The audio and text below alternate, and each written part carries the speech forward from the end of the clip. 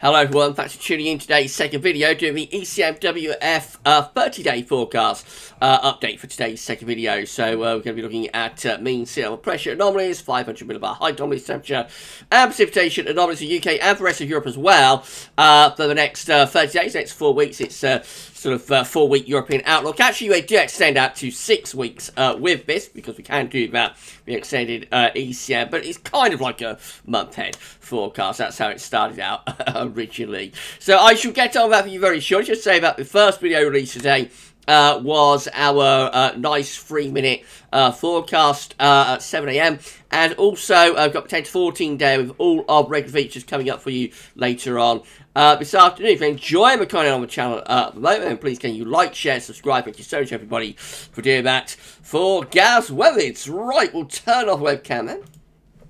And we'll have a look at the week 1 mean sea level pressure anomaly for the North Atlantic and for Europe too. So this is going to take us from the 17th through to 24th of May. So the coming week is looking unsettled across much of northern Western Europe with low pressure in there over Scandinavia and extending down into Ireland, the UK, and into France, Germany, Low Countries, into Poland, all those areas in the north of Europe being dominated by low pressure. Southern Europe's got higher pressure.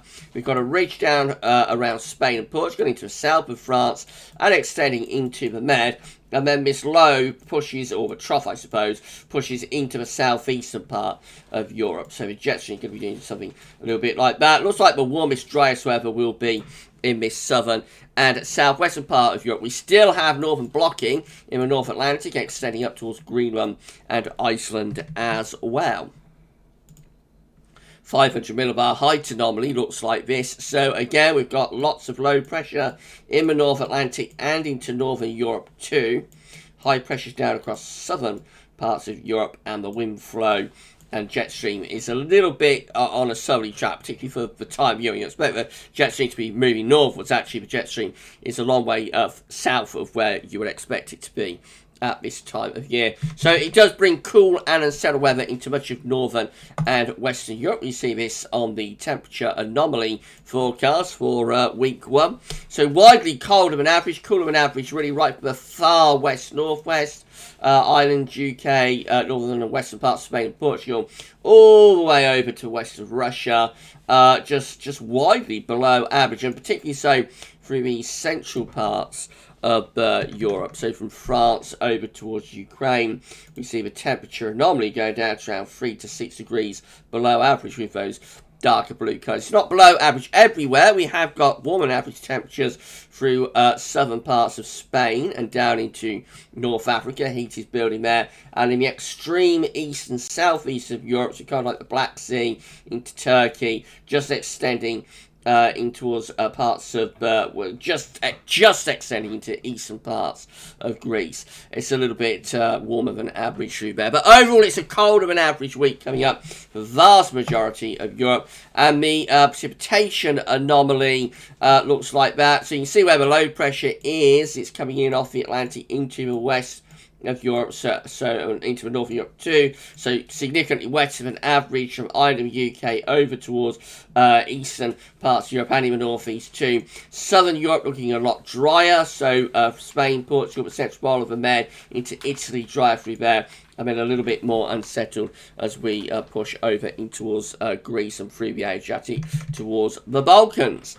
Right, that's week 1 done. Let's have a look at week 2. This is the 24th to the 31st of May. Quite a significant change taking place for this final week of May, with the mean sea level pressure anomaly as a large, and it is a very large, area of high pressure begins to take over across a vast majority of Europe. It looks like the centre of the high is kind of like in the Norwegian Sea, so it's still a little bit tied in towards northern blocking, but essentially high pressure is really dominating there across much of Europe. The week 2 500 millibar height anomaly looks like that. So a little bit bizarre this. A slight sort of trough of low pressure around the Baltic Sea, extending in towards northern parts of Germany and Poland and Denmark through there. Otherwise, a vast area of high pressure sort of covering much of Europe, or above average heights. So it's a very strange looking anomaly. This is probably this low, or this trough, as it's 500 millibar height anomaly, is probably left over from like the unsettled weather we've got now.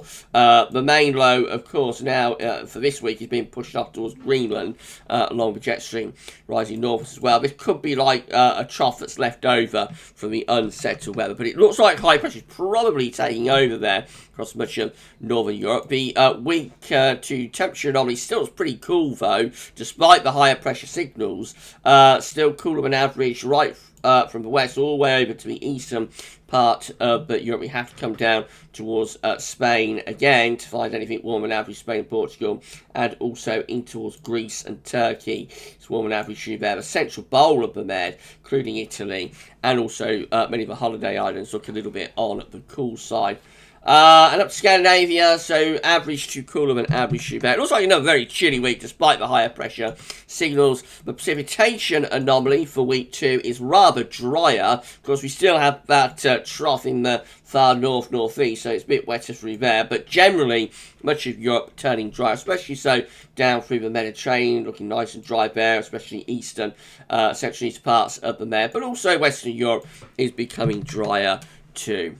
Right, move through to week 3, which is going to get us into June. So this is the 31st of May to the 7th of June. Still quite a bit of high pressure. So we've got a ridge here in the Atlantic. It extends into Ireland and the UK and through much of Europe as well, and also down into the Med. So a large area of high pressure continues to be ruling the roost there as we begin meteorological summer 2021. High pressure again is in the ascendancy, in control, especially across western parts of Europe. This could be a bit of a trough in the eastern part of Europe. It might be, but definitely much more of an anticyclonic flavour to the weather at the end of May and into the start of June. Temperatures remain stubbornly cool, really, through much of northern Europe. So average to, like, cooler than average, really, through many northern parts of Europe. Again, it's down across the south of Europe through the Med, but we find those temperatures going rather above average. So pretty hot in the Med. And week 3, precipitation looks like bad. Of course, high pressure in control across much of Europe, so it's average to drier than average in many areas, right the way from the far west all the way over to the east. It's generally a lot drier than average in many parts of Europe, particularly again through the Med and then up the western side of Europe. Right, week 4 is going to be the 7th to the 14th of June. Still quite a bit of high pressure influences going on here as well. So the ridge is sitting there across many parts of Europe. Might be getting some lower pressure coming into the extreme northwest. So might start to get a bit more unsettled across Scotland, for example, and into northern parts of Sweden and Norway. Overall, there's still a lot of high pressure. This might be like a heat low or something that's over Spain, but probably won't produce all that much in the way of precipitation. In terms of the 500 millibar height anomaly, we're looking like this. So again, above average heights across many western parts of Europe, low pressure up towards Greenland and Iceland. So the first half of June could be shaping up to be reasonably anticyclonic here through many western parts of Europe in particular. Temperature anomaly is warmer than average, hotter than average probably through southern and southwestern parts of Europe, so from Spain and Portugal over to Italy. Looks pretty warm through there, or even hot. Going further northwards, not as cool as it has been, but still a bit of a struggle with the temperature. We're back up to average or no signal in a lot of areas, but some signs still ongoing of slightly cooler than average conditions, really, I think. Which is a bit of a surprise given the high pressure domination. And the precipitation anomaly, that's weakening as it often does by week 4, but still the signal is there for many areas to be a little bit on the drier than average side. Let's just run through weeks 5 and 6 data while we're here. So this is the week 5 mean sea level pressure anomaly. It looks like pressure is just weakening as we're going into the second half of June. Still some higher pressure left around the west of Europe, but I think it's becoming a weak signal of the high, perhaps becoming centred a little bit more in the Atlantic. But then again, there's not much of a signal for low pressure either.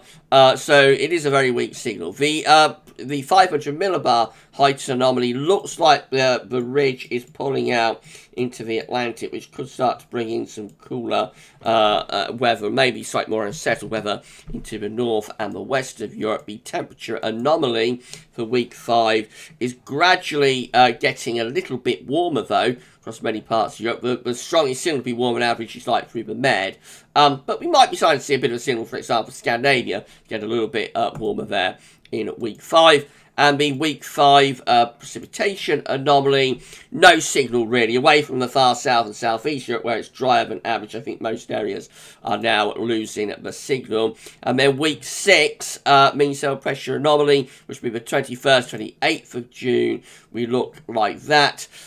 Signals getting ever weaker by this point. It looks like the high pressure is pulling into the Atlantic here. Maybe low pressure developing somewhere close to Iceland, between Scotland and Iceland, which might start to bring in a westerly flow. But again, it's too weak still really to be able to draw too many conclusions.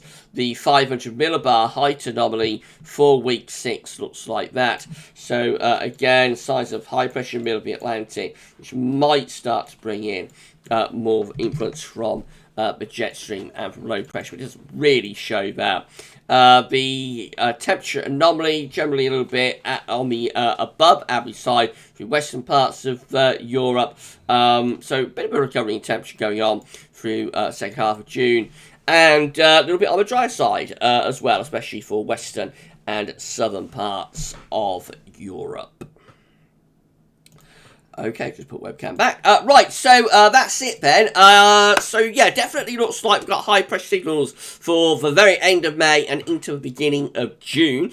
It is a bit of a struggle with the temperatures, I have to say, to lift those up and get things warmer. Despite high pressure presumably producing quite a lot of June sunshine, temperatures are, you know, bit depressed, but obviously with more sunshine and high pressure dominating, I think temperatures will start to recover, and it will feel a lot more like it. I think even if temperatures are particularly hot, it should certainly feel a lot more like early summer. So high pressure, back in control or getting more of an ascendancy as we go into June should bring a lot of dry and increasingly warm weather, I would have thought, to much of Europe. Second half of June is a question mark about that. Then again, it's a long way out, weeks 5 and 6, so we'll just wait and see where that goes. I think the general trend, certainly over the next 4 weeks, is for much more in way of high pressure, so consequently should be getting drier and warmer. Right, we're going to be back later on with your 10 to 14 day, but we include all of regular features, so come back for that then. But for this week's ECM 30-day forecast, that's all for now, and thanks for watching.